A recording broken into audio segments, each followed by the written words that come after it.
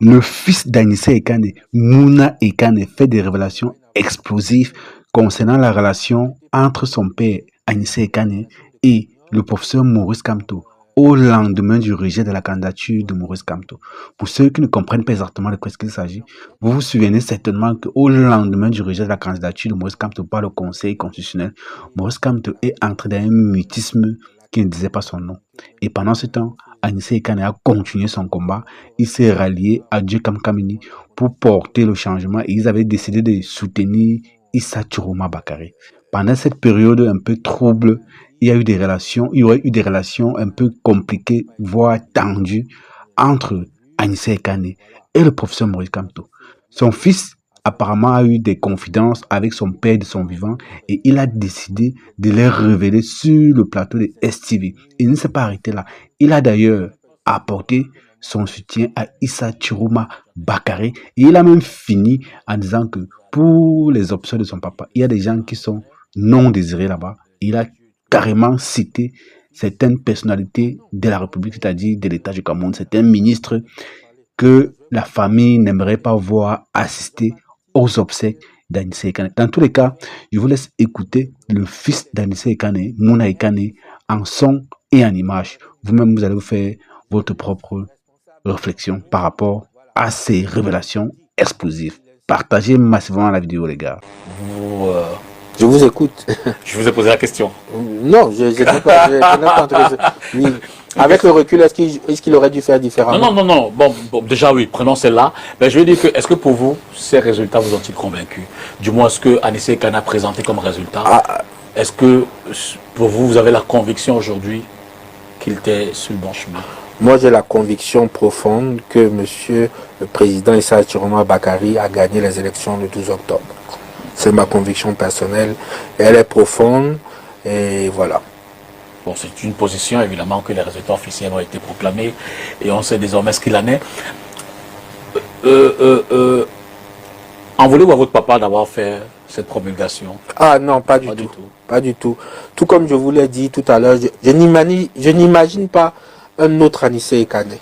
Okay. Ça peut paraître choquant, je n'imagine pas une autre mort que celle-là. Une mort pour ses convictions. Une mort pour son engagement politique.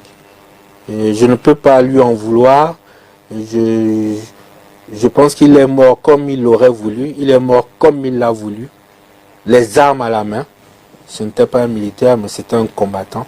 Et je ne peux pas imaginer une autre mort que celle-là. Les armes à la main. Alors, initialement, je veux dire, je n'étais pas au courant, et ça, j'ai dû l'apprendre, des relations qu'entretenait en fait depuis très longtemps mon père avec monsieur Issa, le président Issa Chiroma Bakary, qui pour moi était quelqu'un comme dans monsieur... le FSNC. Oui. Bon, monsieur le président Issa Chiroma Bakary. La précision que j'ai apportée... c'est la vôtre. Avec son lieu d'être. C'est la vôtre. Je vous laisse poursuivre maintenant. Ok, bon. On s'est compris. On sait comment. donc, vous m'avez coupé. Attendez que je me... Oui, vous n'étiez pas au courant. Voilà, des relations. Absolument. Je ne vais pas dire intimes, mais importantes, profondes entre mon père et lui. La confiance qui pouvait régner entre ces deux hommes. Pour moi, le président Issa Chiroma Bakary était un ex-membre du gouvernement, était même un membre du gouvernement qui, au décours des élections, quittait le gouvernement. Et c'est mon père a dû me parler de leurs échanges, des événements tragiques passés ensemble depuis de très longues années et qui n'avaient jamais coupé le contact. Et très vite, et avec les résultats qu'on a connus sur le terrain, la ferveur populaire autour de cette candidature, je me suis résolu avec beaucoup de conviction au choix du candidat. Ça vous a convaincu de ce que vous vous êtes trompé? Tout à fait. Sur le choix de votre papa? Tout à fait. Alors, comment la famille, elle, vivait les périodes de forte... Ça s'apparente même au-delà de la surenchère. Je me demande si ce n'est pas une aventure financière. Je trouve qu'ils ont été plus préoccupés par la réalisation de cagnottes, par la réalisation d'une soi-disant mobilisation, que de l'enquête sur les circonstances de la mort. Quand vous voyez leur comportement, la multiplication des communiqués, la fréquence avec laquelle ils font des communiqués ou bien des publications Facebook, voilà, on aurait aimé les voir au moment de la contestation post-électorale. Ils ne vont pas aimer, mais ils se sont cachés, ils n'ont pas réagi. On aurait aimé les voir sur le terrain quand papa était en prison. On ne les a pas vus, mais voilà. Là, on les voit sur Facebook, à faire 2-3 publications par jour, à pondre, excusez-moi l'expression, des communiqués où ils insinuent, ils diffament. C'est ce que j'appelle. Pas sans ignorer qu'au moment de sa démission, Jean-Baptiste Koutiateng, par exemple, vous a littéralement pris à partie pour dire que s'il se met en retrait, c'est au regard des attitudes que vous, les fils, la famille... Ah non, moi j'ai une lecture différente. Ah d'accord. Vous me permettez d'en parler. Alors je vais vous dire, le communiqué existe. Jean-Baptiste Koutiateng démissionne, je vous donnerai le courrier, parce qu'il estime que le RDPC a pris les rênes du parti. Absolument. Je le laisse responsable de ses propos. Ce que vous dites est parfait. Voilà, mais il le dit. Il insiste bien sur le fait qu'il démissionne. Après qu'il ait des griefs ou un courroux à mon égard, ça le regarde. Mais sa lettre de démission... Mais il a dit en complicité avec les enfants, je crois. Ou... Possible, possible. Oui. Et ça permet aussi, parmi les hypothèses, de répondre à votre question. Pourquoi le Manidem fait cette surenchère sur les réseaux sociaux? Est-ce que ce n'est pas pour qu'on ne puisse pas parler du fond? Le Manidem n'a pas officiellement réagi. En tout cas, je n'ai pas vu de communiqué du Manidem suite à cette déclaration de Jean-Baptiste Koutiateng qui les accuse de collusion avec le RDPC. Ils n'y ont pas réagi, ils n'y ont pas répondu, ils ne se sont pas défendus. Leur seule défense, c'est de dire le docteur Mouna Kane a pris de l'argent du RDPC. Le docteur Mouna Kane a pris de l'argent. C'est pour ça que je ne vous parle de surenchère. Je ne vous parle de surenchère émotionnelle, je vous parle de surenchère politique et de buzz continu. C'est pour, et comme je vous l'ai dit, moi je les attendais et jusqu'à aujourd'hui ils n'en parlent pas. Au lieu de nous disputer ou bien de faire parler, on devrait se réunir pour parler des obsèques, de l'enquête sur les circonstances de la mort. Pourquoi l'enquête est bloquée? Parce que ils refusent de nous donner le rapport d'autopsie. Tant qu'ils ne nous donnent pas le rapport d'autopsie, les enfants ne peuvent pas demander de contre-expertise. Bon, je vais certainement leur poser la question plus tard, mais avez-vous connaissance, savez-vous si eux, ils ont demandé une contre-expertise? Ben, pas du tout.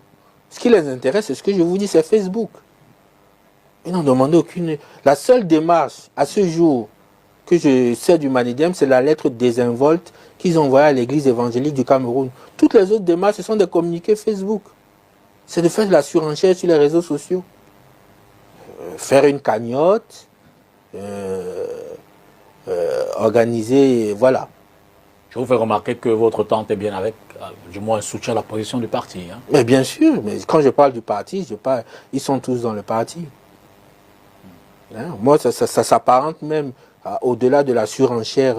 Je me demande si ce n'est pas une aventure financière. Je trouve qu'ils ont été plus préoccupés par la réalisation de cagnottes, par la réalisation d'une soi-disant mobilisation, que de l'enquête sur les circonstances de la mort. Ils n'ont fait aucune démarche dans ce sens. Aucune démarche sérieuse pour permettre les dernières volontés qui sont, par exemple, son enterrement à Bafoussam. Ils ne sont pas capables de nous remettre le rapport d'autopsie qu'ils ont, je dis, frauduleusement récupéré parce qu'ils l'ont fait en notre nom, sans notre consentement, sans notre information.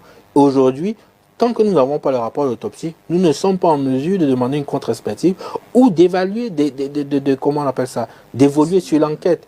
Ils se comportent comme si ils voudraient qu'il n'y ait pas d'enquête sur les circonstances de la mort. S'il y a bien quelqu'un qui roule pour le pouvoir, je suis désolé de le dire, mais c'est le parti. L'État n'est pas le bienvenu. En ce qui concerne les amis personnels de mon père, quel que soit le bord politique, je les recevrai. Le parti a clairement pris position sur la présence ou non des autorités politiques, surtout adversaires, des acteurs du parti au pouvoir. Le parti a dit clairement qu'il ne souhaitait pas que les gouvernants assiste aux obsèques de votre papa. Quelle est votre position sur cette question? Déjà, je vais vous faire remarquer encore de la surenchère, encore du buzz. Ils n'ont pas encore organisé les obsèques. Aujourd'hui, ils ne sont même pas organisateurs des obsèques.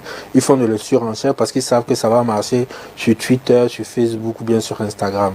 Ma position est que les amis personnels de papa, dont j'ai la liste, sont les bienvenus au deuil. Le gouvernement, l'État est responsable des circonstances du décès de mon père. L'État n'est pas le bienvenu. En ce qui concerne les amis personnels de mon père, quel que soit le bord politique, je les recevrai. Et je les recevrai parce que mon père m'aura parlé d'eux. C'est ma position sur le sujet.